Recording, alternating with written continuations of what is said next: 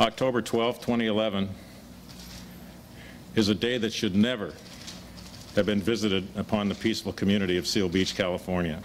The people of our community were made victims of a bloody massacre by a methodical and merciless killer. In a selfish, cruel act of senseless violence, 8 innocent people were murdered. A 9th remains in critical condition. The lives of the victim's family and friends will be forever changed, with a missing place in their hearts and a missing chair at their Thanksgiving dinners. I've charged Scott Evan DeCry with 8 felony counts of special circumstance first-degree murder. The special circumstances for multiple murders. He's also charged with 1 felony count of attempted murder. The defendant is being held without bail and is scheduled to be arraigned this afternoon. We're continuing to investigate this case, but we believe at this point what the evidence will show that on Wednesday afternoon at about 1:20 p.m., DeCry is accused of walking into the Salon Meritage in Seal Beach prepared to commit murder. Wearing a bulletproof vest and armed with 3 firearms, he walked through the salon shooting anyone close enough to hit. He stopped to reload during this spree, and he continued gunning people down. He was not satisfied with murdering his intended target, his ex-wife.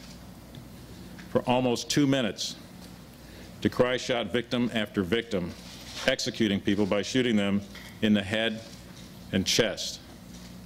He shot 8 people inside the salon, but he was not done. He then walked out of the salon and shot a 9th victim, a male, who was sitting nearby in a parked Range Rover. The reason for this rampage? Revenge. We believe that the defendant committed this unimaginable act of violence because he wanted to kill his ex-wife over a custody dispute concerning their 8-year-old son. He was willing to end any life in his path, and he did. Clearly, this 2-minute murder spree could not have been about loving his son.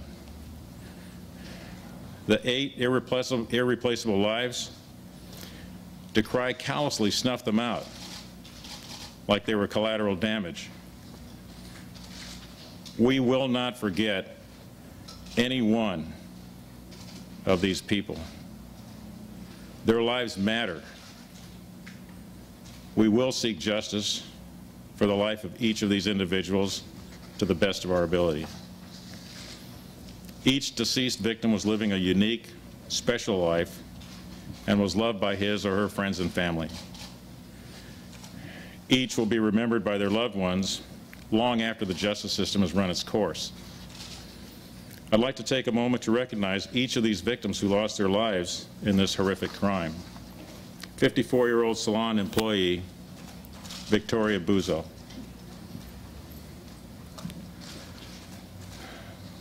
64-year-old David Cowett, who was in the vehicle outside. 46-year-old salon employee Laura Alady. 62-year-old salon owner Randy Fannin. 47-year-old salon employee Michelle Fast. 48-year-old salon employee Michelle Fournier, the defendant's ex-wife. 65-year-old salon client Lucia Condis.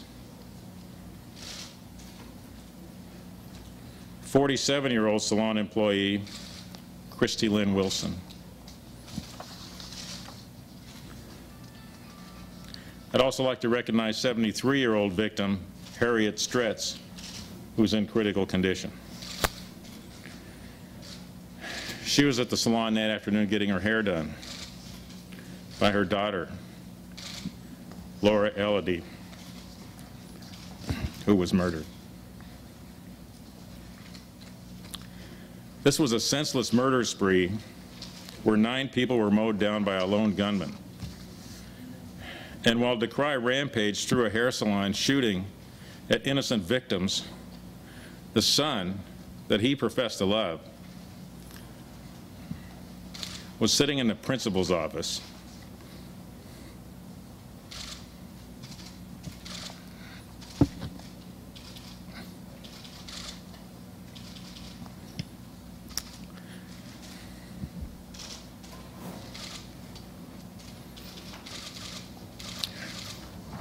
waiting for his mom or dad to pick him up.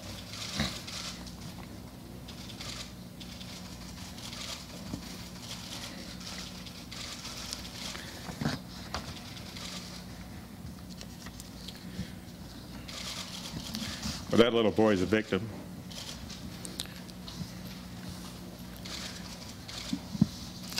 Now his mother has been murdered. And he has to grow up knowing that his dad is a mass murderer.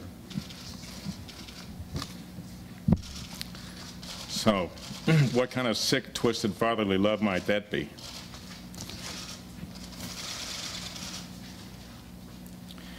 In most special circumstance cases, I convene a committee to review the facts, to go over the aggravating and the mitigating circumstances, to get very experienced deputy DAs and assistants to give advice on what the aggravating and mitigating circumstances might be and whether or not we should seek a death penalty. But there are some cases that are so depraved and so callous and so malignant that there's only one punishment that might have any chance of fitting the crime. And the committee process just not necessary here. When a person in such a case as this goes on a rampage and kills innocent people in an indiscriminate bloody massacre, I will of course seek the death penalty.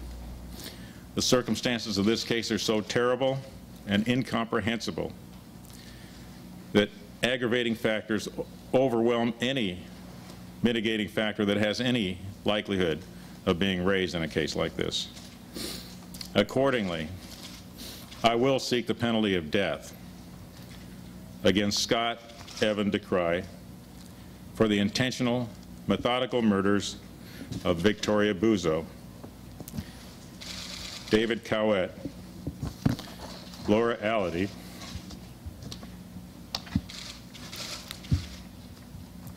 Randy Fannin,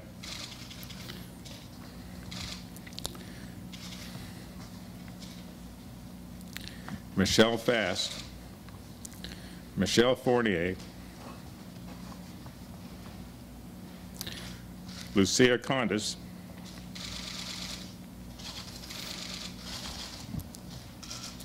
and Christy Wilson. And we'll try him also for the attempted murder of Harriet Stretz. This is the only way that our society can have anything approaching justice for these people, their families, the town of Seal Beach, and the larger community that we live in. In the upcoming months, the public will be trying to make some kind of sense out of this horrific crime. When good people see evil, they try to reconcile why a person would do such an incomprehensible thing. This mass murder, understand, will never be understood. We'll make sure that each victim will be remembered, and we'll make sure that we seek justice for each individual person. Scott Decry is a coward. He armed himself with 3 handguns and wore body armor because he did not want to be shot by the police. This coward entered Salon Meritage, shooting 9 people, murdering 8. This coward then fled the scene and surrendered because he did not want confrontation. This coward has left children without parents, parents without children, husbands without wives, wives without husbands. This coward has left brothers without sisters, sisters without brothers, and this coward has left many of us without dear friends. I am both saddened and angry, and the community is saddened and angry that this lone coward and his cowardly act has so deeply impacted the city that I love and that so many of us love.